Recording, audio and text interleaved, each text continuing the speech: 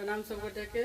हम शालिनी झा अहाँ सबके बीच उपस्थित छी। एक बटगबनी लऽ कऽ फुललोढ़ी स्पेशल बटगबनी तो सुनो अहाँ सब। मोर दुल्हनिया के पियवा गवार दुपहरिया गवालियाना। मोर दुल्हनिया के पियवा गमार दुपहरिया गवालियाना।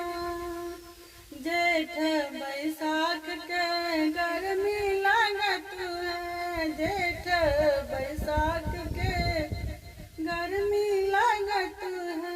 सीना से चुबे पसीना बलम कनी बेनिया डोला दिया ना।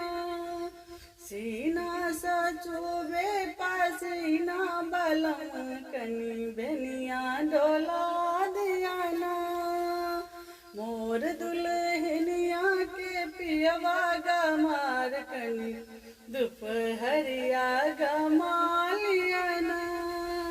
जेठ अखार के बूंद परत है, जेठ अखार के बूंद परत है। झिर झिर झिर झिर बरसे सावन माँ बलम कनी बंगला छेवा दियाना। झिर झिर बरसे सावन माँ बलम कनी बंगला छेवा दियाना। मोर दुल्हनिया के पियवा गवार दुपहरिया गमालियाना। मोर दुल्हनिया के पियवा गवार दुपहरिया गमालियाना।